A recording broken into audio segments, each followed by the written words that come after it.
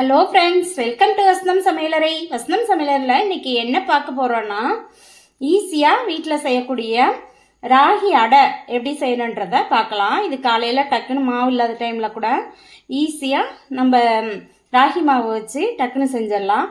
அதுக்கு தேவையான பொருட்கள் பார்த்திங்கன்னா, ஒரு கப் ராகி மாவு எடுத்திருக்கேன். அதுக்கு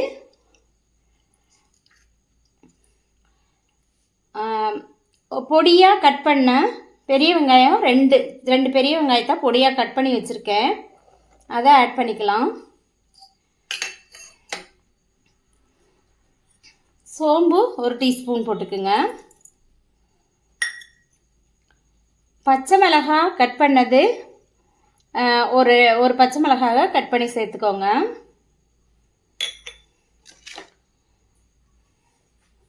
அடுத்து பார்த்திங்கன்னா கருவேப்பிலை பொடியாக கட் பண்ணியிருக்கிறது கொஞ்சமாக சேர்த்துக்கோங்க. அடுத்து மல்லித்தலை, கொஞ்சமாக மல்லித்தலை ஆட் பண்ணிக்கோங்க.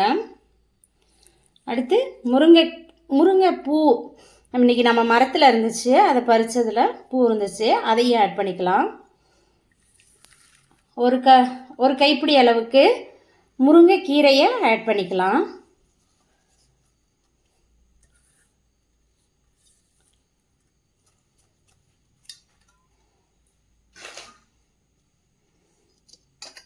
அதுக்கப்புறம் இது எல்லாத்துக்கும் தேவையான சால்ட்டு ஒரு கால் டீஸ்பூன் ஆட் பண்ணிக்கோங்க.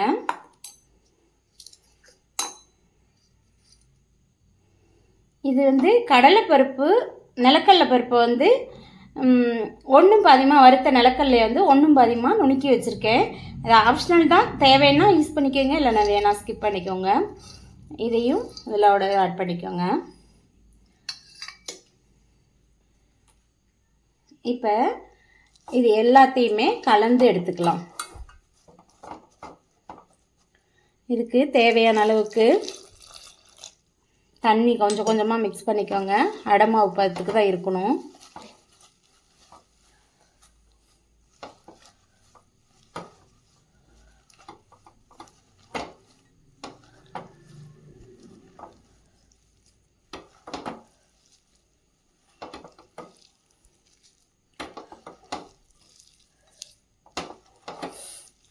இந்த நிலக்கடையில் இந்த கேழ்வரகு மாவு ரொம்ப கால்சியம் சத்து நிறைந்தது.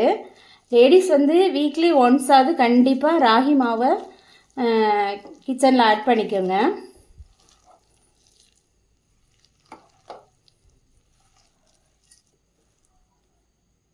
இப்போ பாருங்கள், இந்த மாவு இந்த மாதிரி ஒரு பதத்துக்கு நம்ம பிசைஞ்சு எடுத்துருக்கோம். ரொம்ப தண்ணியாகவும் இருக்கக்கூடாது, அதே சமயத்தில் ரொம்ப கெட்டியாகவும் இருந்தாலும் தட்ட முடியாது. இந்த மாதிரி ஒரு பதத்துக்கு எடுத்துக்கலாம்.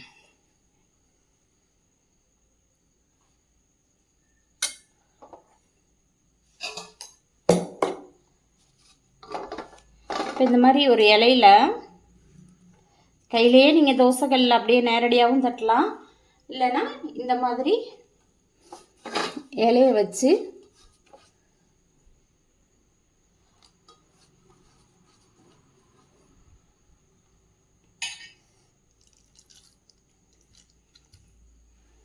பாருங்க.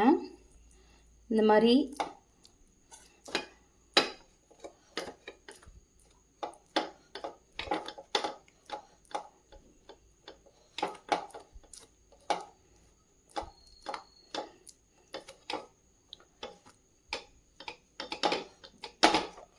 இது போல் தட்டி எடுத்துக்கோங்க.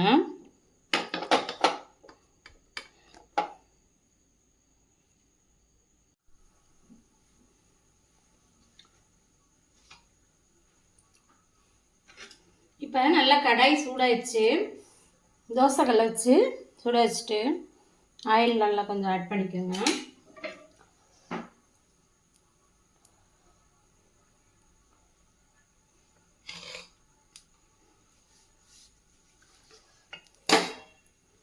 இப்போ நம்ம ஆல்ரெடி இலையில தட்டி எடுத்து வச்சுருக்கோம்.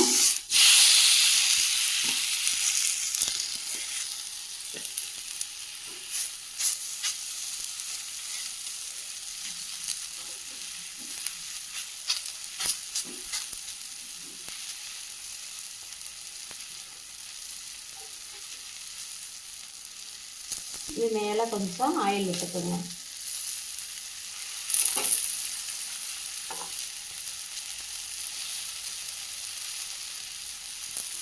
இது கொஞ்சம் வேகிறதுக்கு லேட்டாகும். சிம்மிலேயே வச்சுக்கோங்க. ஏன்னா ராகி மாவு வந்து அவ்வளோ சீக்கிரத்தில் எடுக்க வராது. அதனால் கொஞ்சம் சிம்மில் வச்சே நல்லா வேக விடுங்க.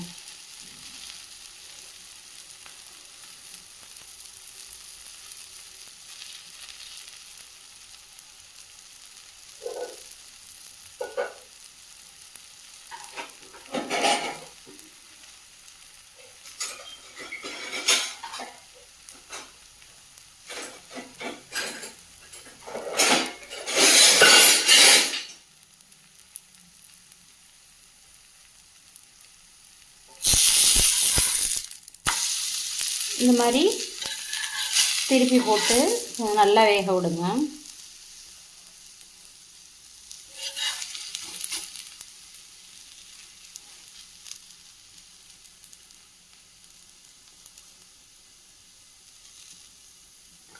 இதில் வந்து முருங்கைக்கீரையும் இருக்கிறதுனால நல்லா அயன் சத்தும் இருக்குது. ப்ளஸ் கால்சியம் வந்து கேழ்வரகு மாவு இருக்கிறதுனால கால்சியம் சத்து, ப்ளஸ் ப்ரோட்டீனுக்கு நம்ம கடலைப்பருப்பும் ஆட் பண்ணியிருக்கோம். இந்த இதை வந்து நல்லா திருப்பி திருப்பி கொஞ்சம் நேரம் நல்லா வேக விடுங்க.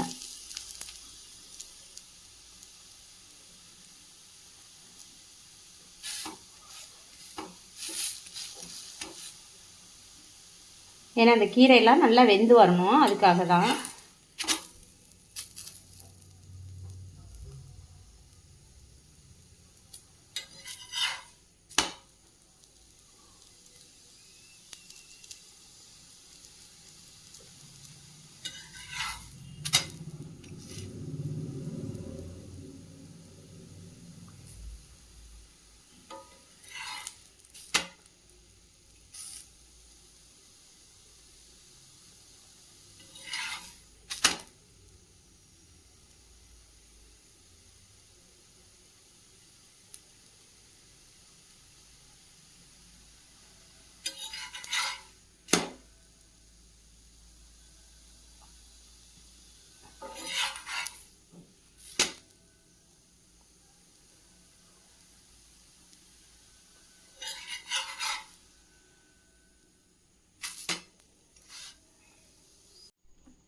இன்னொரு மெத்தடு, இப்படியே டைரெக்டாகவும் நம்ம வச்சு இப்படியே நேரடியாக மாவு எடுத்து தோசைக்கல்ல வச்சு இப்படியவும் ஆட் பண்ணிக்கலாம். கொஞ்சம் லேசாக இருக்க மாதிரியே இருக்கணும், அப்போ தான் நல்லா வெந்து வரும் மாவு.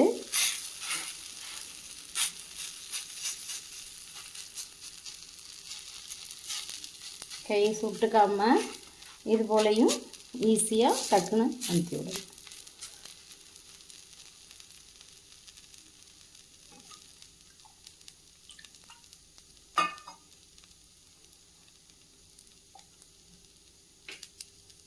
இது லேசாக ஆயில் ஆட் பண்ணிக்கோங்க.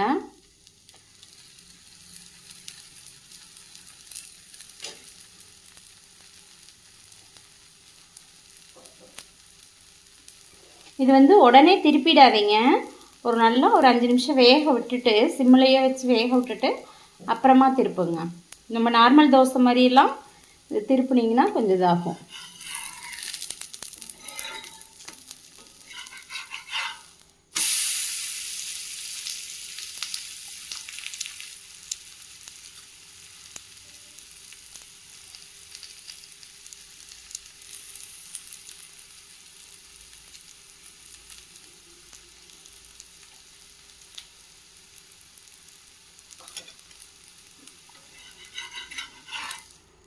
நல்லா திருப்பி திருப்பி வேக விடுங்க.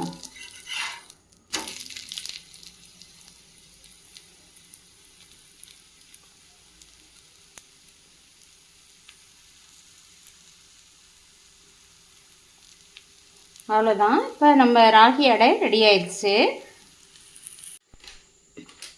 இப்போ நம்மளோட டேஸ்டான ராகி அடை ரெடி ஆயிடுச்சு. இதுக்கு வந்து தேங்காய் சட்னி ரொம்ப நல்ல காம்பினேஷன். இல்லைனாலுமே சும்மாவே நல்லா தான் இருக்கும், வெறுமனே சாப்பிட்றப்பையும் நல்லா தான் இருக்கும். செஞ்சு பாருங்கள், ட்ரை பண்ணி பார்த்துட்டு வசனம் சமையலறையை சப்ஸ்கிரைப் பண்ணுங்கள், லைக் பண்ணுங்கள், ஷேர் பண்ணுங்கள். தேங்க்யூ.